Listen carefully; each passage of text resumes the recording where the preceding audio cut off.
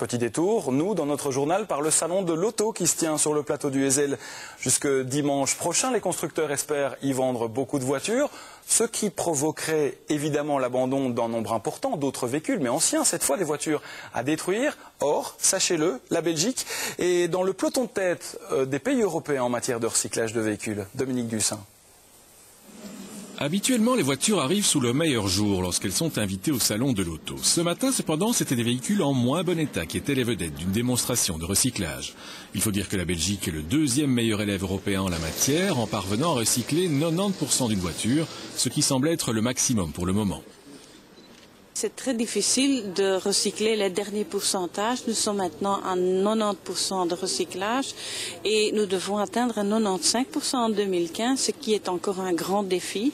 Et nous croyons ensemble de pouvoir arriver à ce 95% en 2015.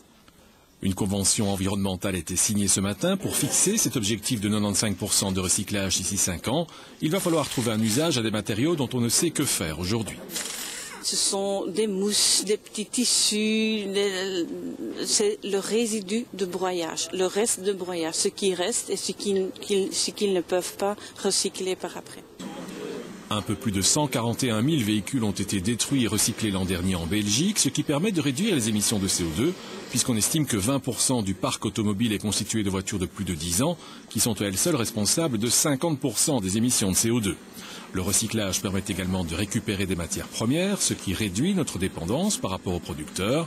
Cela dit, si les années précédentes ont été des années d'expansion, le secteur craint maintenant la crise, car moins les ménages achèteront de voitures neuves, moins il y aura de voitures à recycler.